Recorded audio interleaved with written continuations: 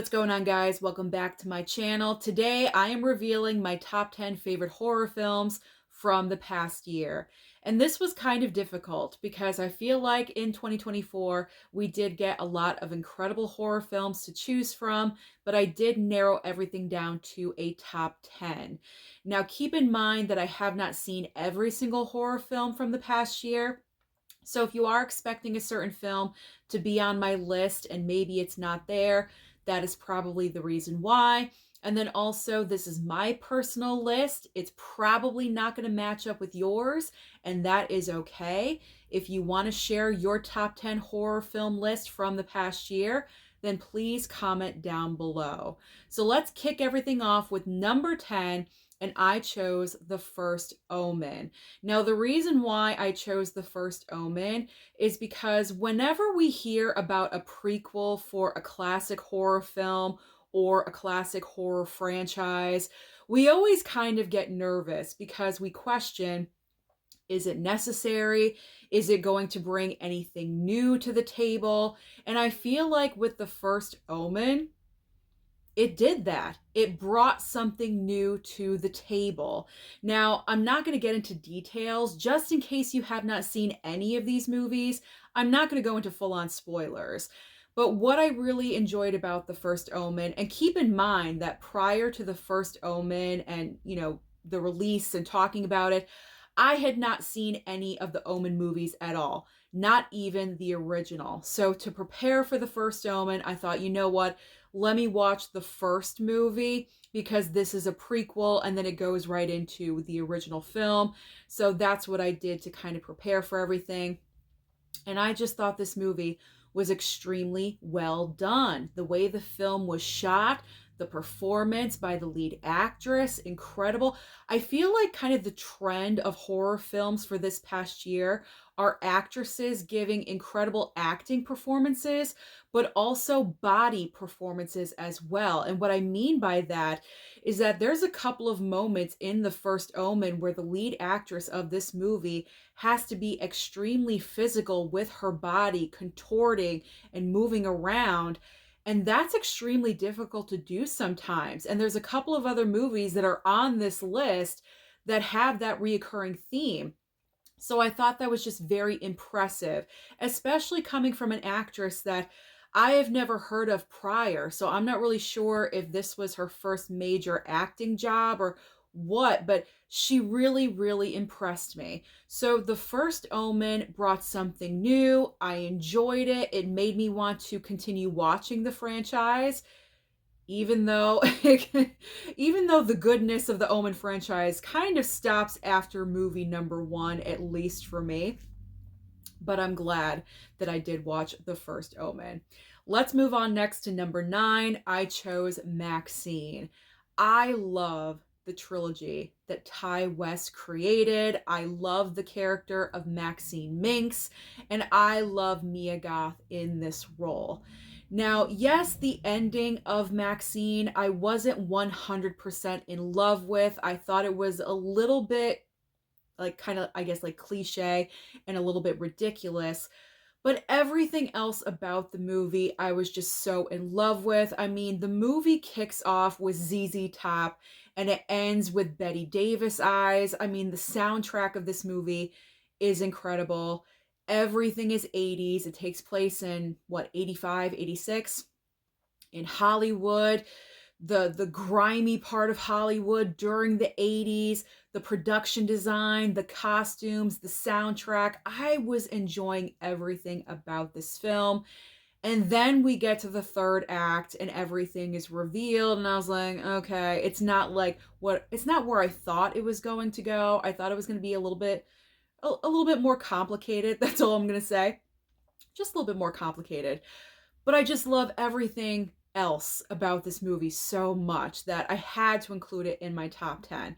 And like I said, Mia Goth in this role, she kills it. She kills it. If she wanted to do a follow-up to this trilogy, say 10 years from now, and continue on where Maxine is in the 90s or whatever it is, I am down for it. I will continue to watch anything that her and Ty West collaborate with together in the future. So I loved Maxine.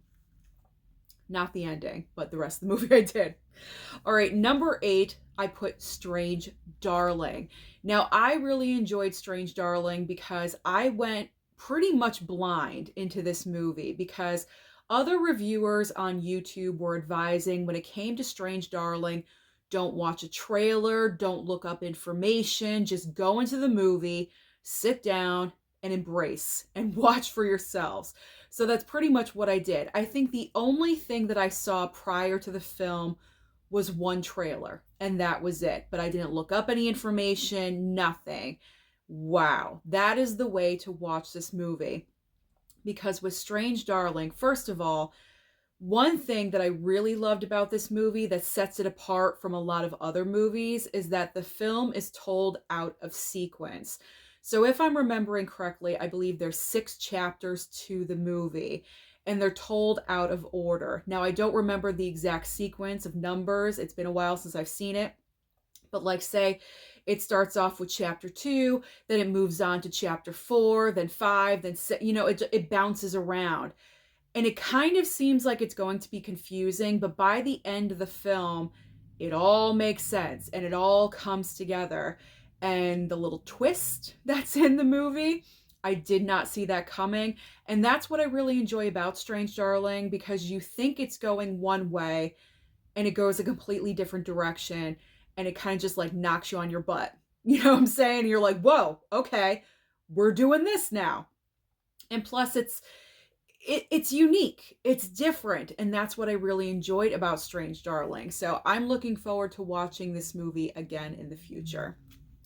Number 7, I'm going with Heretic.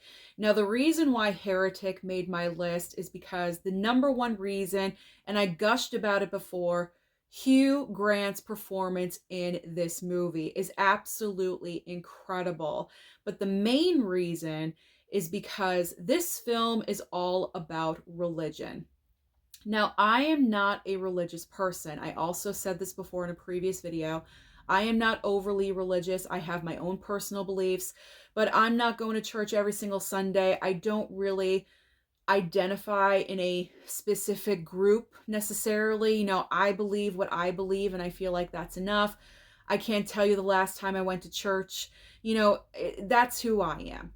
Some people may disagree, and that is fine. But for a film like this to be completely about religion, and for that kind of film to hold my attention for the entire runtime, really does speak volumes. Because I'm the type of person, when I was going to church, like when I was teeny tiny, little, I was bored out of my mind. I was like playing in the pew. I was not paying attention. I was one of those kids. So for me to go into this movie and just be captivated by what the lead actor is saying and the questions that he is posing, and I'm just glued, really does say something. And that is all because of Hugh Grant's performance.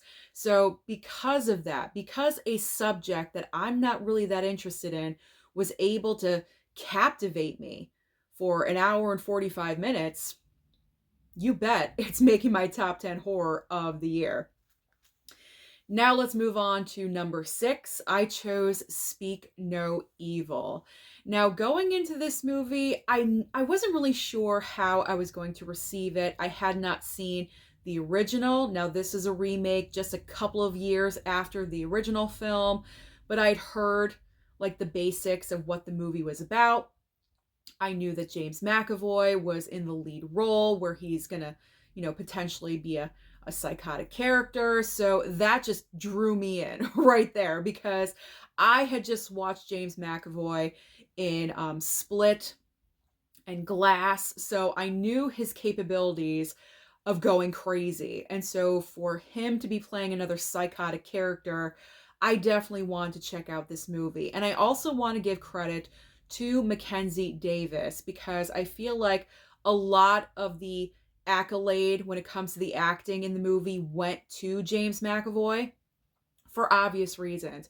But Mackenzie Davis is on the same level, not as intensity, but just just the same level of wow, you have my attention. So I definitely want to give her credit as well. I just thought this movie was so great as being a slow burn because the entire time James McAvoy and his girlfriend, wifey, whoever she is, was like totally creeping us out the entire time. And then once we get to the third act and everything goes crazy, it's nutso and it's satisfying. I wanted more in the third act. I just wanted a little bit more.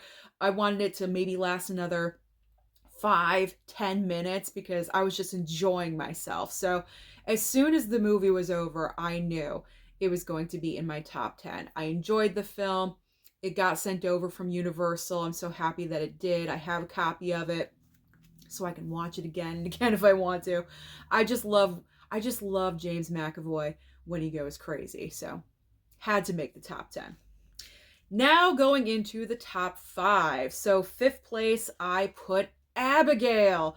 You know I love vampire movies, and of course Abigail had to make this list because it seems like we've had pretty much every single version of a vampire that you could think of, and then we get Abigail, a preteen ballet dancer who is also a vampire. So I just thought that was a great different take on the vampire. Melissa Barrera is in the movie, Dan Stevens, Catherine Newton. You have a great little ensemble cast of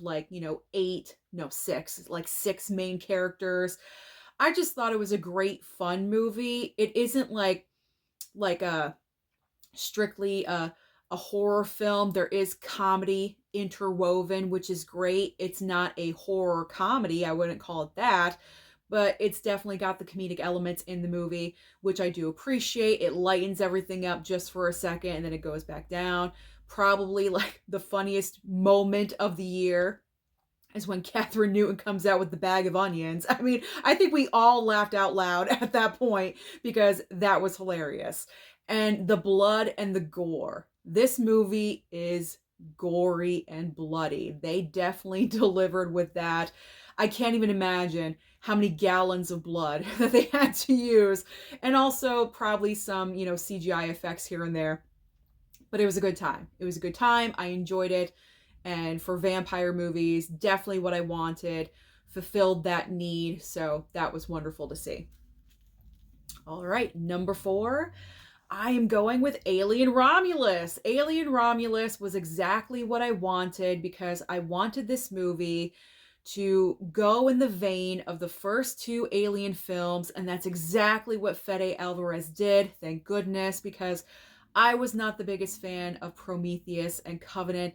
I found them boring. I was not entertained by those movies at all. I like the first 2 films. The first 2 are just so good, so amazing. So Alien Romulus takes place between 1 and 2, so that's why it's got that vibe. And I love the fact that pretty much everything that they did for the aliens was practical. Practical effects. And look how amazing it looked on screen. I am telling you, horror films need to go back to using practical because it's just such an amazing difference. The face huggers looked amazing. The big gigantic alien, fantastic. I mean, it looked exactly like Alien 1 and 2. So absolutely incredible. Loved it. Can't wait to pick it up on physical when I can.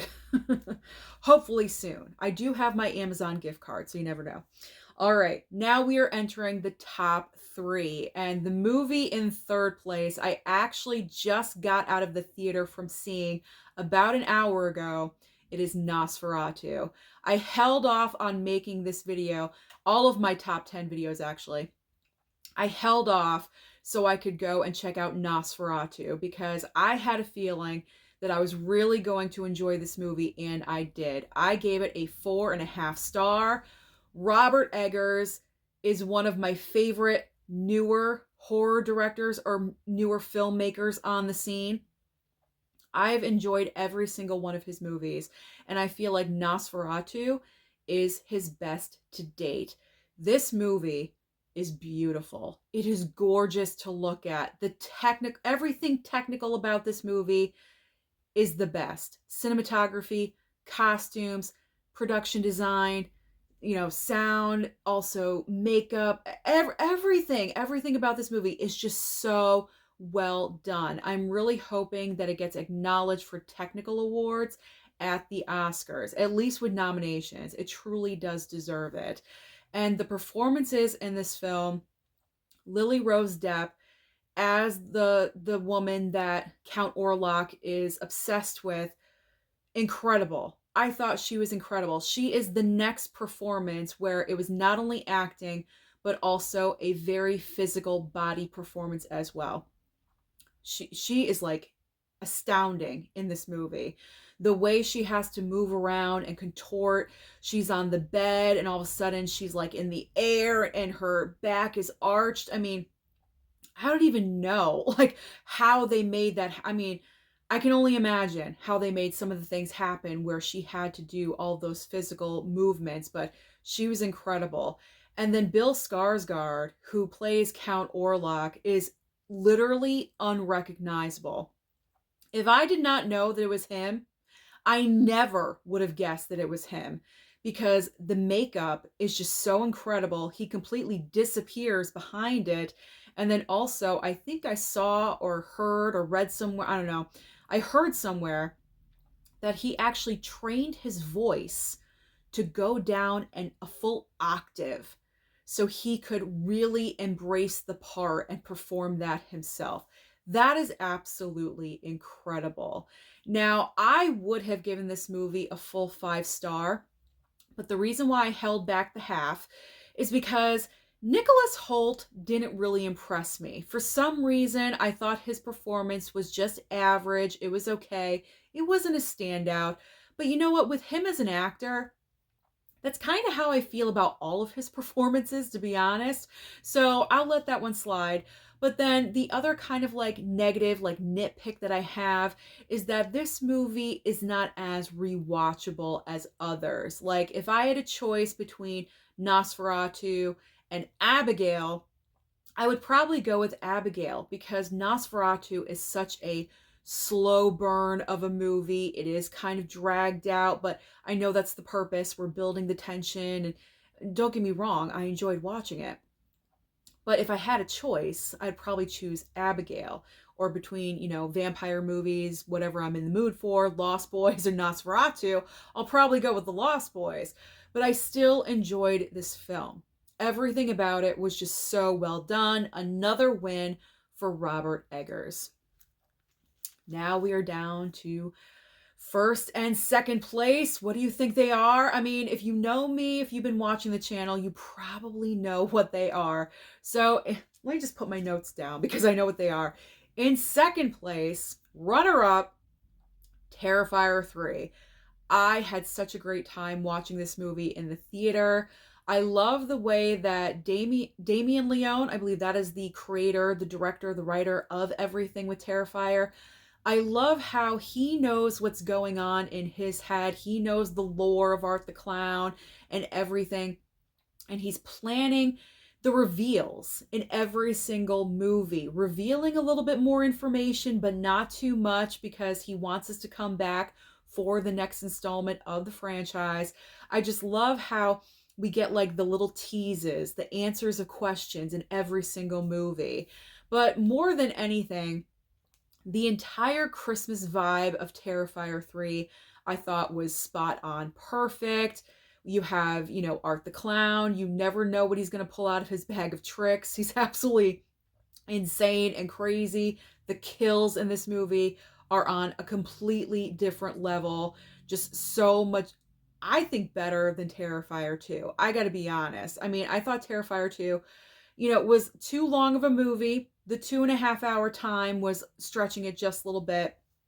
The pacing of Terrifier 3, much better than part 2. So part 3 is my favorite of the franchise so far.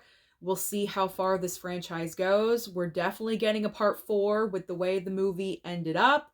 And I am just looking forward to what is next. I had a great time, again, with Terrifier 3. but it's not my number one. My number one of the year is The Substance. This movie was just so absolutely insane, wacky, weird, and I loved every single minute of it. Because the reason why this movie is my number one horror film, not only the uniqueness of the idea, but also Demi Moore. Demi Moore's performance in this film is what drew me in right off the bat.